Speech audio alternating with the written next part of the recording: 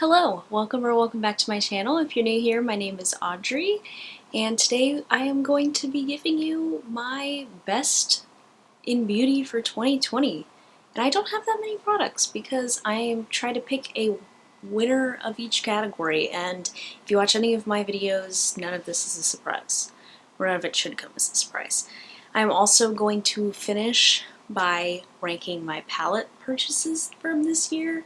I got 6 palettes, which I don't think is too bad for me, and only one of them was a gift, so I bought 5 out of the 6, and I'm happy with most of them. If you like this video while you're watching, please give it a thumbs up, and I would love for you to subscribe as I'm trying to get to 150 subscribers before the end of 2020, and since this video is going up on Tuesday, it's my birthday, so what a lovely birthday present if you subscribe to my channel and watch this video and give it a like. So without further ado, let's get started. Some of these products I don't have, so I'm gonna run through how I would do a normal makeup routine. I'm just gonna talk through it. I don't have product demos. So the first thing I do is brows, and I like the brow pencil I used today, but it is not my favorite. My favorite brow pencil that I've tried so far is the Colourpop Brow Boss Pencil. I like the color the most. I do like the LA Girl one that I'm using currently. I do think I just like the Colourpop one a little bit more, and it's the one I usually use. I just wanted to try something different, but I still like the Colourpop one more. Next I would do eyes, so I'm skipping eyeshadow for now. We will go back to eyeshadow at the end, so I will have a timestamp about the palettes that I will mention. I'm going to go to eyeliner, liquid eyeliner. Again, this is one I don't have. I think my ultimate from this year has to be the Makeup Revolution Renaissance Flick, the little pen that comes in that fancy tube. I don't know if this is discontinued or not. I believe it's just now on their website. It's no longer at Ulta, which is a shame because I really do like this eyeliner. It's a felt tip, which is really shocking because I do like brush tip liners the best. My old favorite was the NYX Epic Ink. I think that's what it was called. Basically, it was dupe for the Kat Von D tattoo liner. KVD now. The NYX one leaks, and I'm not the only one who thinks that it happens, and it's pissed me off enough to make me not want to repurchase it ever again, because I've gotten like ink stains all over the carpeted floor, all over myself. It's not fun. Pencil, again, absolutely nobody's surprised, and I have a range of these. I just pulled out this one. It's the Urban Decay 24/7 Glad & Eye pencil. This one is in the shade Amped, and it's pink, and I need to sharpen it, but it is so beautiful. It's this really hot pink, and they show up and they stay in your waterline, and it's fantastic. So then I would be going on to face steps. I would use a primer. This is surprising to me because it overthrew my e.l.f. Jelly Pop primer, which is my favorite because it's a dupe for the Milk Makeup Hydro Grip. It's another e.l.f. primer because I exclusively use e.l.f. primers. This is the e.l.f. Retro Paradise Primer Oil. I'm halfway through it, about maybe a little less than that. This is limited edition, so hopefully it is still available because I am going to be needing another one of these bad boys. I love this so much. You look so glowy. It feels really hydrating. It has a scent, like it smells like a Jolly Rancher, which bothered me at first. So if you're sensitive to scent, just know that, but I really like this product. And for some reason, even like a glowy makeup primer, I feel like it makes my makeup last longer, which is odd, like for the type of product that it is. But that's really awesome. The next is, I would be kind of surprised, I used to like more full coverage, but this is actually, I would do foundation if we're not talking about this. This is the Colourpop Pretty Fresh Hyaluronic Tinted Moisturizers. This is only my first tube of this. About halfway through. Again, dethroned another one of my favorite foundation was the L'Oreal Infallible 24-Hour Fresh Wear. I have not repurchased it yet. I probably will. I'm using another foundation that's pretty similar. It's the Ordinary Serum Foundation. but I talked about that in a testing new makeup video that I can link below for more thoughts on that one.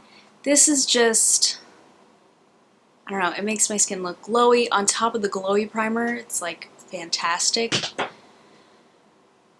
It's lightweight, but you still look like you have coverage, and it's just absolutely fantastic. The only downside is I really wish it had SPF in it. That's the only thing. But just wear sunscreen and then add that on later. Concealer I don't have, and I'm missing sorely, and will probably repurchase, but I don't. There's one I want to try first, but now I'm like, I really miss it because I feel like my concealed areas look pretty terrible, which is why we're not zooming in any further than this, is the Too Faced Born This Way Multi-Sculpting Concealer. This is a little bit more expensive, but the bottle is huge. I finally finished mine up, and I miss it sorely because it's pretty full coverage. It's not super drying, it's good for my dry skin, and it lasts. And the one thing I really like about it too is that if you want to reapply it later in the day, it looks like as good as new. It makes your makeup look great. It can apply over powder, which is fantastic. Then I would powder. I don't have a pressed powder yet. I'm trying the No. 7 powder. I don't know how I feel about it yet. I cannot say it's a favorite. And I'm using a loose powder that I really don't like, but I'm trying to use the products up. My favorite loose powder is still going to be the Too Faced Peach Perfect Mattifying Setting Powder. I don't have it on me. I finished it up. It's another repurchase that I am going to need to make. I just like to finish up my products first, even if I don't like them, but maybe I just need to declutter them. And then I would go on to do my face steps, and I'm going to spoil it. All of my face steps are in powder. I do have some creams. None of them I would say are a favorite. I have some creams I like, but just they're not my favorite in the category. So this one is not new. Actually, 2 of them are not new to me at all. One of them is new to me, but not new. But my favorite bronzer is the Fenty bronzer. This is the Stalk'r bronzer in Shady Biz. It's the second from the bottom. This is, should I hold it like this?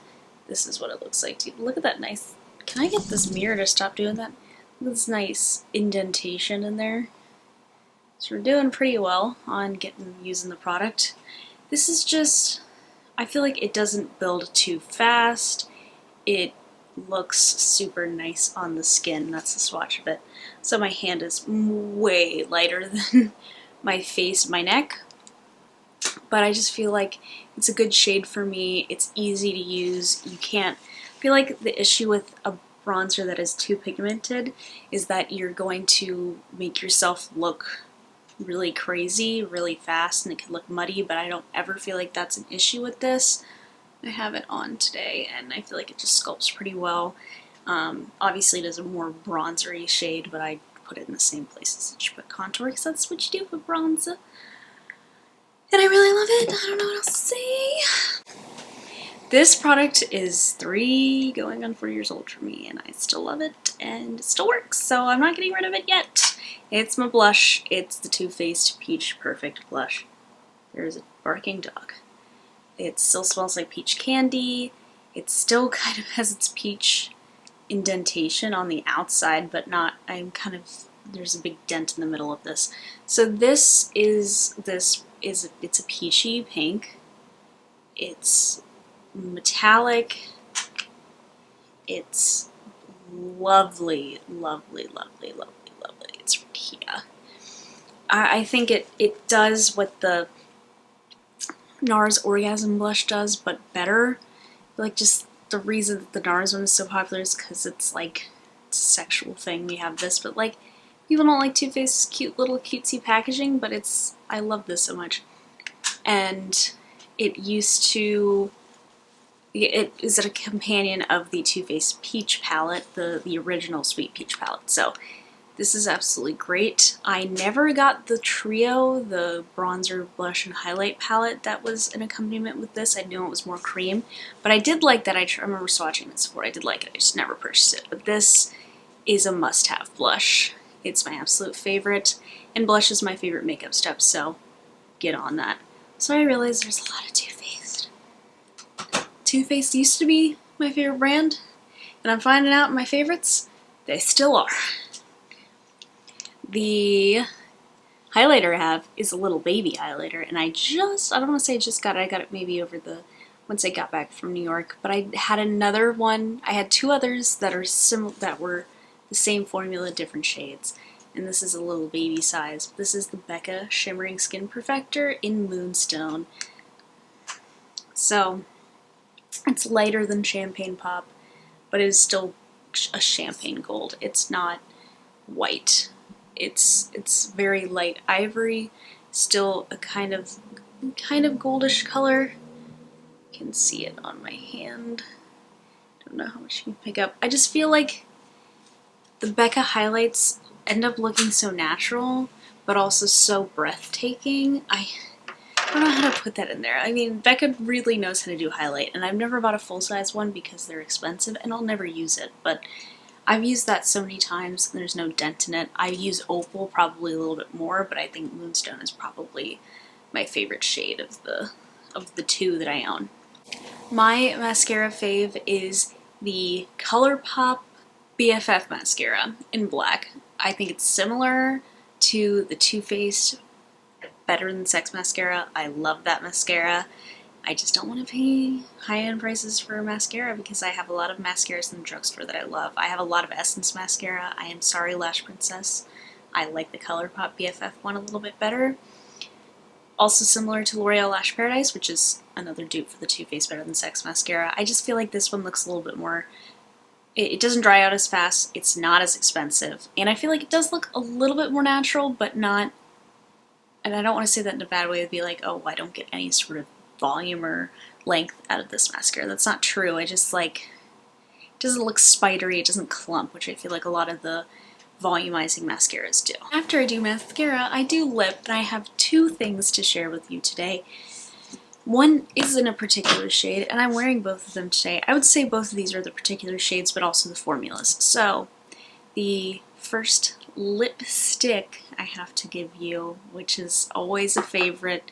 It's recently come back. I hadn't used it probably the first whole 3/4 of the year, but then I remembered how much I love them.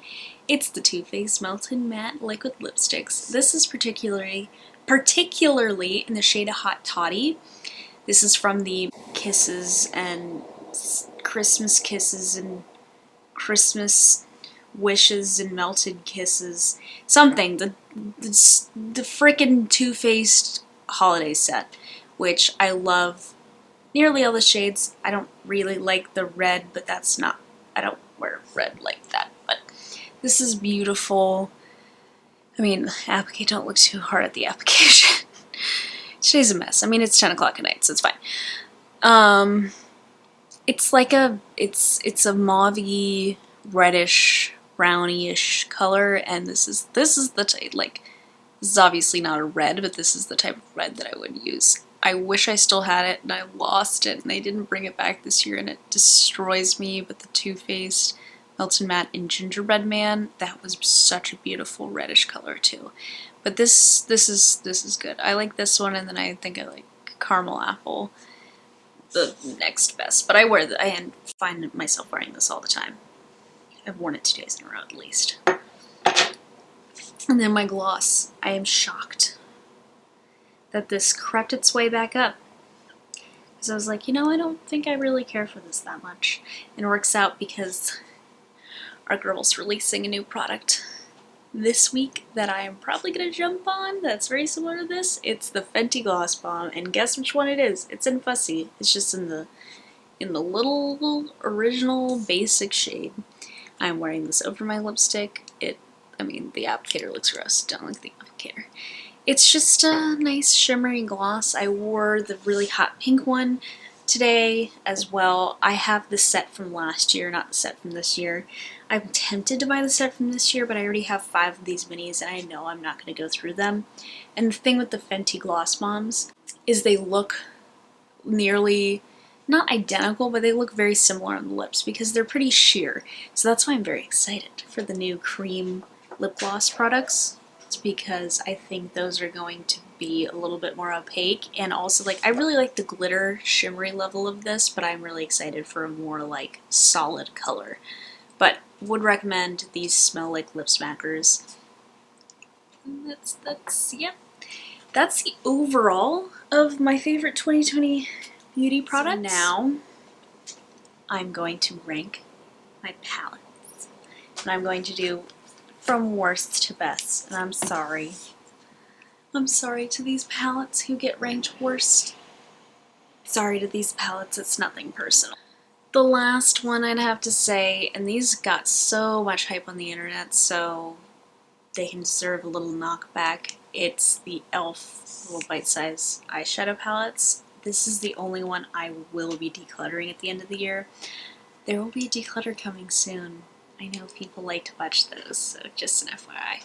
This is in Cream and Sugar, and I don't want to say there's nothing wrong with this palette. I mean, the shadows are fine, and you can see that I've used this one and this one the most. But the issue is this is my matte, and it's like a shade that's pretty much my skin color, and then we immediately shift to a very dark brown.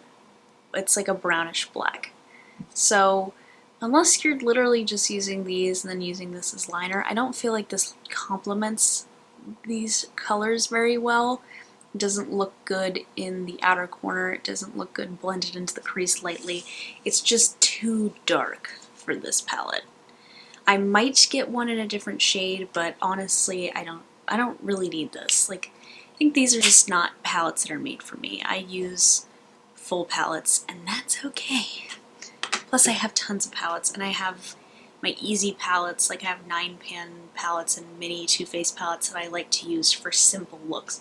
That's somebody who would use a bite-sized eyeshadow palette would use that for. The next one I have is the BH Cosmetics Cotton Candy Sweet Shop Cotton Candy palette. There were a lot of color stories that to choose from. This is a pretty monochromatic palette.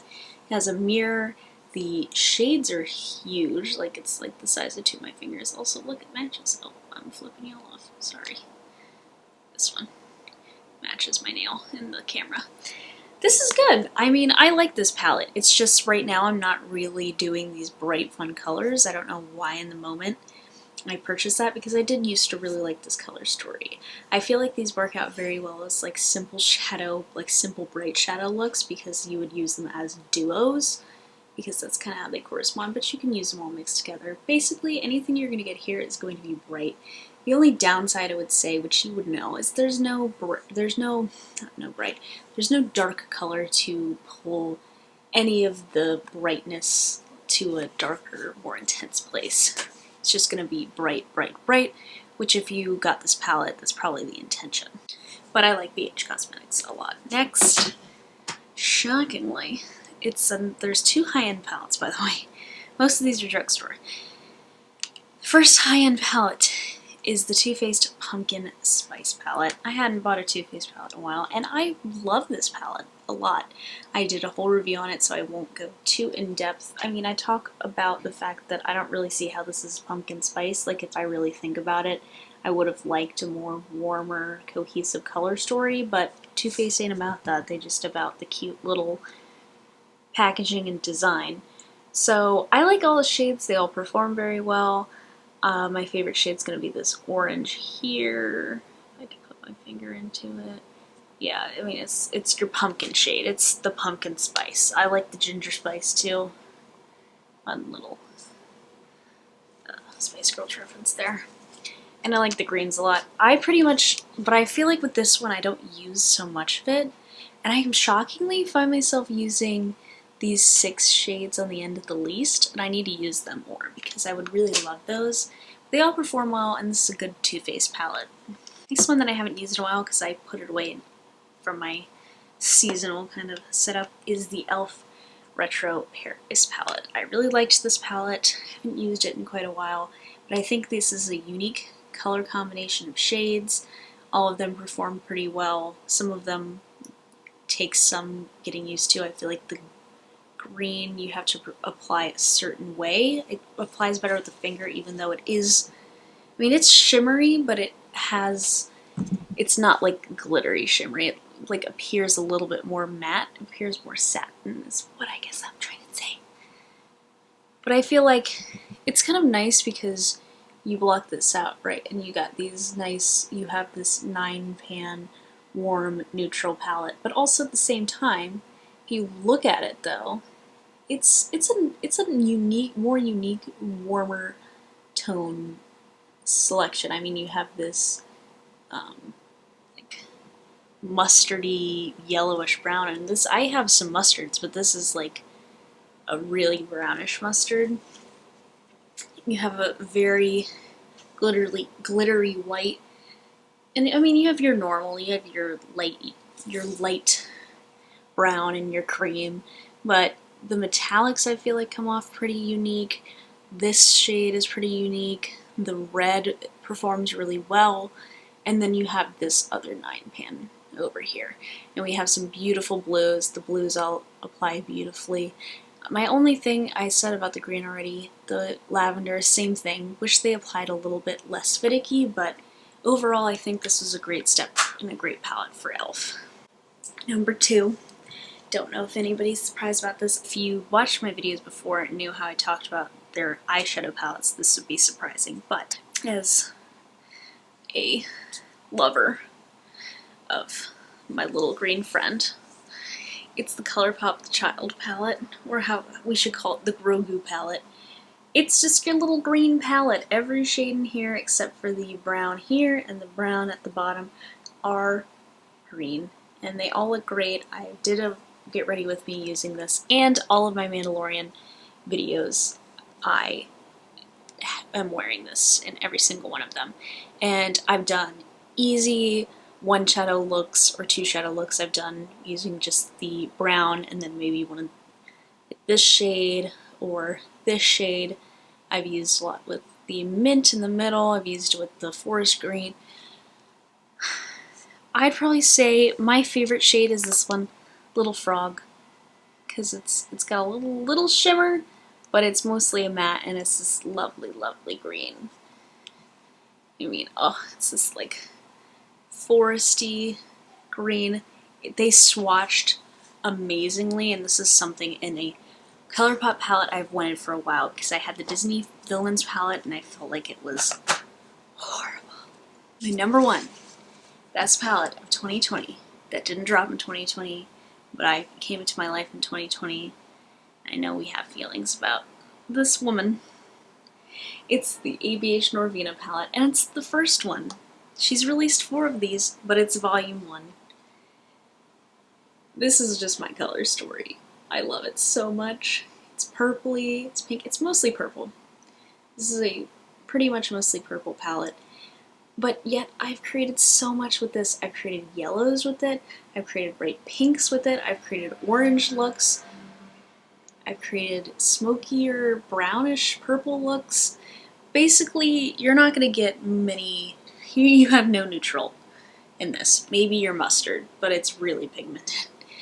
But any brown shade, like the brownish colors on the end, like C5 and E5, are still purple. They have some purple in them. So it's bright, but I do like this. I mean, I feel like this is definitely an artist palette.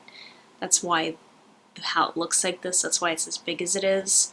That's why they don't have as many names and stuff. And I think if you find a color story you like, then these palettes are definitely worth it. I've been tempted to buy the Norvina 4. It was on sale on ABH's website, and I held off, so hopefully I just stick with this one.